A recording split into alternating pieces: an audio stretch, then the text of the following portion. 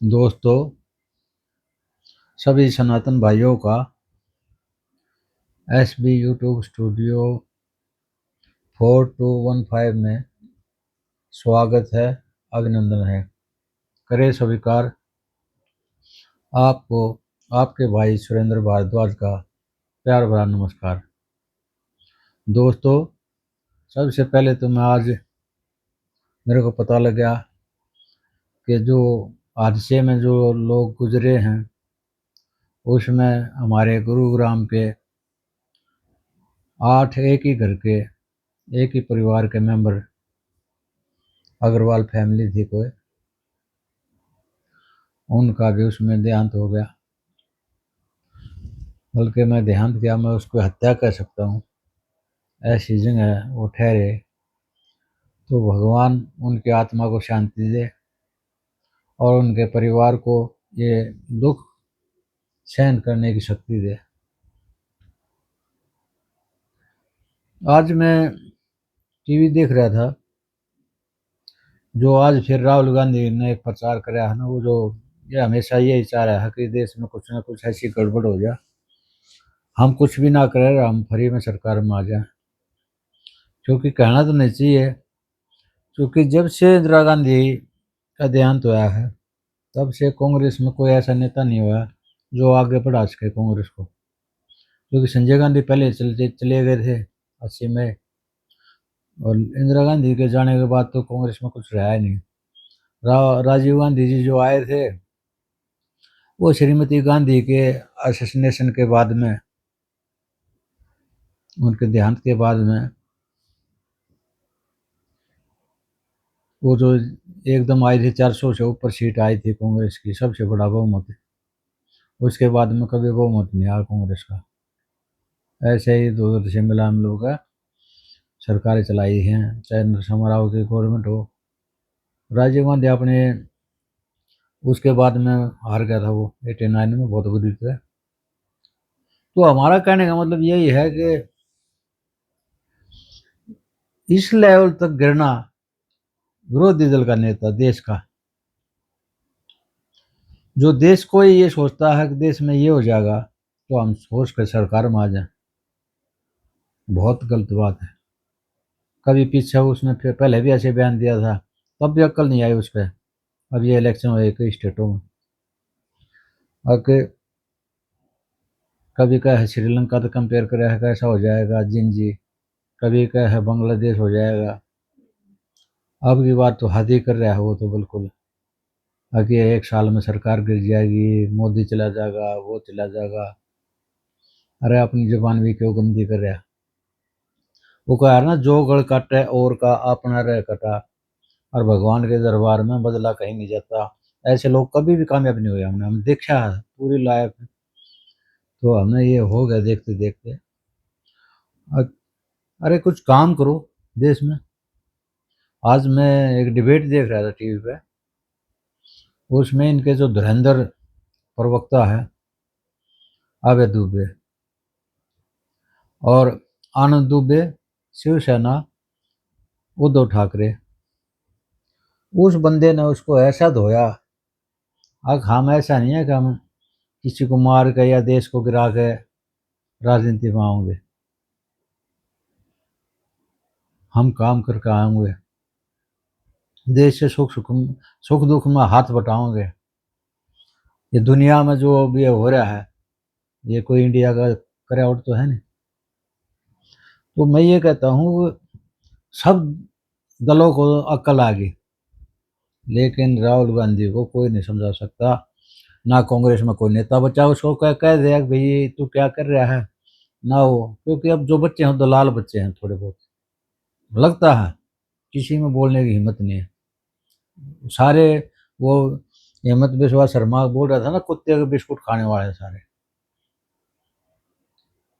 इस बंदे ने कति हद कर दी।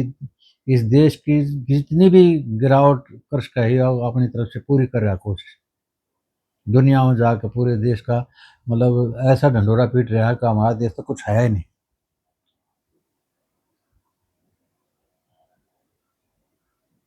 अपने अंदर नहीं झांकता। वो न कहे ना, बाहर की तू माटी फाक के अपने अंदर क्यों नहीं झाके? अपने अंदर झाक तू कर क्या रहा है देश में? तो अब ये तमिलनाडु में देख ले, इंडिया इंडिया कर रहा था, वो इंडिया एक रात में खत्म हो गया इसका इंडिया। अब वो क्योंकि 1 मिनट में विजय के पास पहुंच गए, तो भाई क्योंकि हमें सरकार में मिलना है जी, सरकार में हमें मिला लो। उस स्टालिन पटालिन को भी पता लग गया, जो इनके इशारों पर वो जो हिंदुओं को, सनातन को कीड़ी मकोड़ा, एड्स और वो पता नहीं क्या क्या बता रहा था, आज वो इंडिया की मीटिंग मारने से मना कर रहा है कि हम कोई इंडिया विंडिया में नहीं है। ऐसे ही आज उसने जो आनंद दुबे ने ऐसा धोया इनको, तो कहने की बात है ये कहाँ का इंडिया है, कहाँ का ये, इसके साथ रहेगा कौन? ये खुद ही इंडिया के विरोध में है। रोज तो इंडिया की ऐसे चिकन ला रहा है, कहाँ का इंडिया?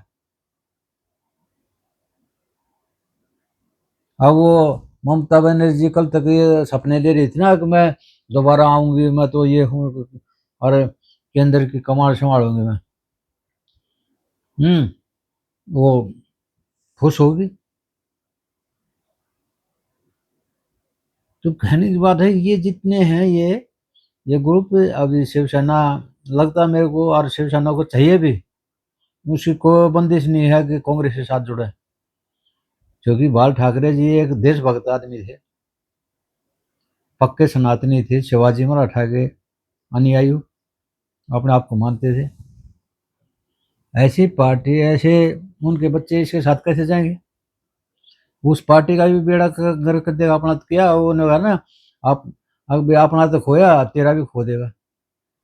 अपना तो कुछ रहना नहीं इनका, क्योंकि पार्टी ये एक अंग्रेज ने बनाई थी, ये हमने 1885 में, इसका जन्म ही विदेशियों ने कराया था। और बहुत डंके की चोट पर आशे हाट, अरे दुनिया मरी थी देश में, ये देश के लोग थे वो हुम के आदमी ना थे, वो हुम आ रहे थे, ये देश पर राज कर रहे थे, वो एक दलाल बैठाया था उनने अपना।